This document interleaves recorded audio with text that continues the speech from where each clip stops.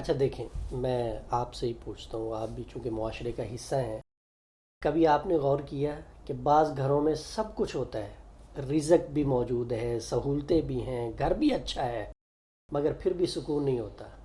چھوٹی چھوٹی باتوں پر لڑائی، ہر وقت غصہ، بچوں کی ضد، دلوں میں دوریاں، اور گھر کا ماحول عجیب سا بوجھل۔ اور لوگ ایسی صورتحال پہ کہتے ہیں جی نظر لگی ہوئی ہے، یا کوئی اثر ہے جی، جادو کر دیا کسی نے۔ حالانکہ ہر مسئلہ جادو نہیں ہوتا، یہ بات نوٹ کر لے۔ اور آپ کے توسط سے میں آپ سے بھی کہنا یہ چاہتا ہوں کہ ہر مسئلہ، ہر لڑائی، ہر دوری جادو نہیں ہوتا۔ کبھی کبھی ہمارے اپنے رویے بھی گھر کا سکون ختم کر دیتے ہیں۔ ہر دوری جادو نہیں ہوتا، ہر مسئلہ جادو نہیں ہوتا، ہر بیماری جادو نہیں ہوتی۔ بعض اوقات ہماری بد پرہیزیاں بیماریاں لے آتی ہیں، بعض اوقات ہمارے اپنے رویوں کی وجہ سے گھر کا سکون تباہ ہو جاتا ہے۔ ایک صاحب ملنے کے لیے آیا، کہنے لگا جی پہلے گھر میں خوشی تھی، اب ہر وقت ٹینشن رہتی ہے۔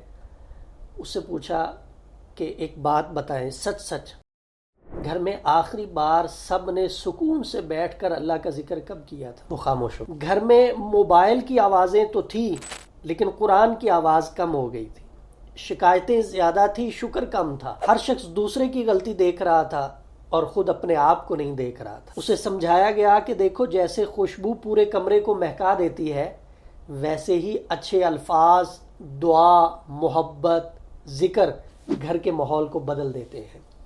جیسے دھواں کمرے کو بھاری کر دیتا ہے، اسی طرح غصہ، چیخ و پکار، حسد اور بد زبانی گھر کا سکون ختم کر دیتی۔ پھر اس شخص نے ہمارے بتانے پہ چند تبدیلیاں کی۔ فجر کے بعد تلاوت کا معمول بنایا، گھر میں سلام اور نرمی کو رواج دیا، شام کو سارے مل کے بیٹھ کے درود پاک پڑھنے شروع ہوئے۔ شکایت کی جگہ شکر۔ آہستہ آہستہ گھر کا ماحول بدلنے لگا۔ وہی گھر جو پہلے بوجھل لگتا تھا اب سکون دینے لگا۔ یاد رکھیں، گھر صرف دیواروں سے نہیں بنتا، گھر کا اصل سکون وہاں کے الفاظ، نیت اور روحانی ماحول سے بنتا ہے۔